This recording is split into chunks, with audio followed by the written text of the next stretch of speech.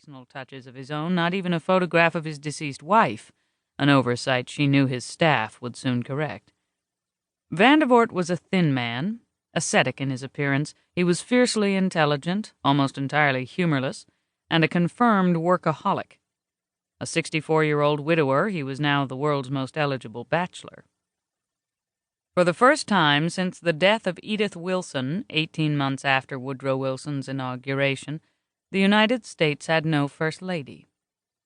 The air inside the Oval Office was climate-controlled, the 3-story windows that rose behind the desk bulletproof, and she felt as if she were suffocating.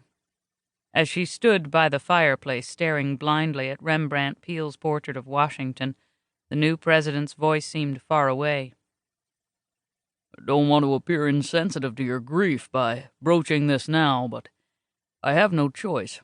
I won't be remarrying, and none of my female relatives is remotely capable of handling the job of First Lady. I want you to continue in that role. As she turned to him, her fingernails bit into her palms. It's impossible. I can't do it. She wanted to scream at him that she was still wearing her funeral clothes, but excessive displays of emotion had been leached out of her long before she'd come to the White House. Her distinguished father rose from one of a pair of couches covered in cream damask and assumed his Prince Philip posture, hands clasped behind his back, weight toward his heels. This has been a difficult day for you, Cornelia. You'll be seeing things more clearly tomorrow. Cornelia. Everyone who mattered in her life called her Neely, except her father. I'm not going to change my mind. Of course you will, he countered. This administration has to have a competent First Lady. The President and I have considered it from every angle, and both of us agree this is the ideal solution. She was an assertive woman, except when it came to her father, and she had to steel herself to challenge him. Ideal for whom? Not for me. James Litchfield gave her the patronizing look he'd been using to control people for as long as she could remember. Ironically, he had more power now as chairman of the party than he'd had during his 8 years as vice president of the United States. Her father was the one who'd first spotted the presidential potential of Dennis Case, the handsome bachelor governor of Virginia. 4 years ago, he'd capped off his reputation as a kingmaker by escorting his daughter down the aisle to marry that very same man. I know better than anyone how traumatic this has been, he continued.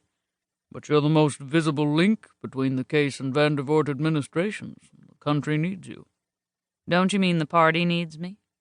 They all knew that Lester's lack of personal charisma would make it difficult for him to be elected president on his own. Although he was an able politician, he lacked even a kilowatt of President Dennis Case's star power.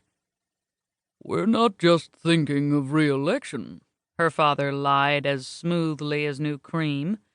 We're thinking of the American people. You're an important symbol of stability and continuity. Vandervoort spoke briskly. As First Lady, you'll keep my old office and the same staff. I'll make sure you have everything you need. Take a month to recuperate at your father's place on Nantucket, and then we'll ease you back into the schedule, beginning with the white tie reception for the diplomatic corps. We'll keep mid-January blocked out for the G8 summit, and the South American trip is a necessity. All of this is already on your schedule, so it shouldn't be a problem. He finally seemed to remember these events were on her schedule because she'd been planning to do them at the side of her charismatic, golden-haired husband. Dropping his voice, he added belatedly, I know this is a difficult time for you, Cornelia, but the President would have wanted you to go on, and keeping busy should help ease your grief. Bastard. She wanted to shout the word at him, but she was her father's daughter, schooled from birth to hide her emotions, so she didn't. Instead, she regarded both men steadily. It's impossible. I want my life back. I've earned it. Her father came closer, crossing the oval rug with the presidential seal, stealing even more of the oxygen she needed to breathe. She felt imprisoned, and she remembered that Bill Clinton had once called the White House the crown jewel in the federal correctional system.